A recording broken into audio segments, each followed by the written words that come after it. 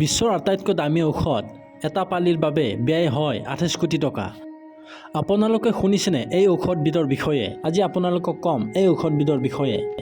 শুনিলে আপুনি হ'ব আচৰিত। গ্ল'বেল নিউজৰ প্ৰতিবেদনত প্ৰকাশ কৰা মতে হিমফিলিয়া বিৰ বাবে এইটোৱে হৈছে দেশৰ প্ৰথম জিন থেৰাপি। এই ঔষধ তেজ জমা হোৱাৰ এককালীন চিকিৎসাৰ বাবে ব্যৱহাৰ কৰা হয়। আমেৰিকাত খাদ্য আৰু ঔষধ প্ৰশাসনে USFDA হেমজেনিক্স নামৰ এবিধ ঔষধত অনুমোদন জনাইছে। হেমজেনিক্স হৈছে বিশ্বৰ আটাইতকৈ দামী ঔষধ, যাৰ প্ৰতি পালিত $35 লাখ খৰচ হয়, অৰ্থাৎ ভাৰতীয় টকাৰ মতে ইয়াৰ মূল্য প্ৰায় 28 কোটি টকা হ'ব। হিমফিলিয়া ৰোগ কি?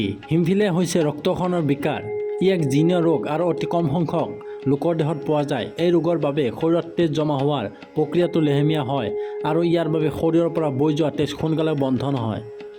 এনে পৰিস্থিতিত ব্যক্তিজনক সময়মতে চিকিৎসা নকৰিলে তেওঁৰ মৃত্যুও হ'ব পাৰে। ইয়াৰ বাবে ৰোগীয়ে ফেক্টৰ IXৰ বহুতো দামী IV ড্ৰিপ খাব লাগিব। ই এটা প্ৰ'টিন যাৰ জৰিয়তে তেজৰ গোটবোৰ জমা হৈ পৰে।